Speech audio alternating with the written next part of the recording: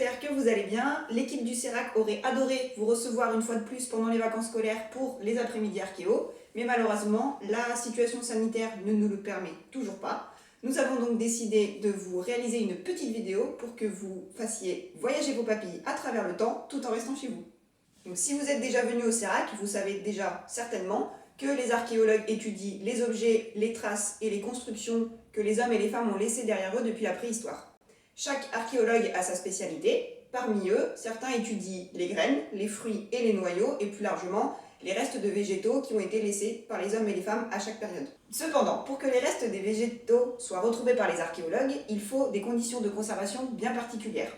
Les archéologues, la plupart du temps, retrouvent les graines carbonisées, c'est-à-dire qu'elles ont été brûlées lors de la cuisson des aliments, ou alors elles ont été jetées dans le feu, ou bien brûlées accidentellement lors d'un incendie. Les archéologues peuvent retrouver aussi des graines dans les caves ou dans des lieux encore plus humides comme les puits ou les latrines, oui, les WC. Vous l'aurez donc compris, la carpologie ne s'intéresse pas aux carpes, mais bien aux déchets végétaux de nos ancêtres. Étudier ces déchets nous donne beaucoup d'informations. Le carpologue peut savoir à quoi ressemblaient les paysages et quelles plantes étaient cultivées par les hommes et les femmes à chaque période. La carpologie permet aussi d'en apprendre plus sur l'alimentation et sur les ingrédients utilisés en cuisine. Car, vous vous en doutez certainement, nous n'avons pas toujours mangé la même chose, l'alimentation a évolué au fil du temps. C'est pour cela qu'aujourd'hui, nous vous invitons à la table gallo-romaine pour découvrir une recette de l'Antiquité, les globis.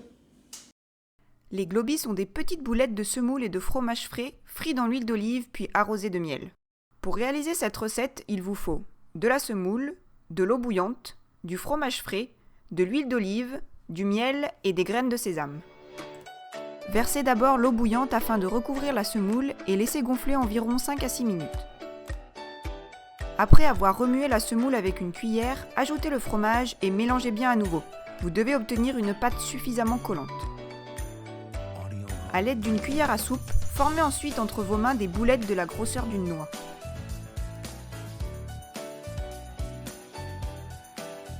Dans une poêle, faites chauffer l'huile d'olive puis ajoutez les globis.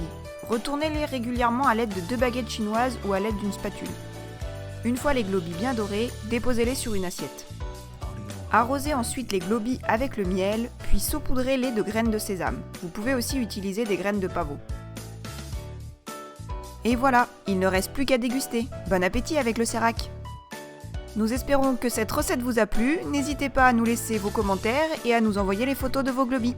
En attendant de vous revoir, vous pouvez nous retrouver sur Facebook, Twitter et Instagram. À très vite pour plus d'archéologie avec le CERAC.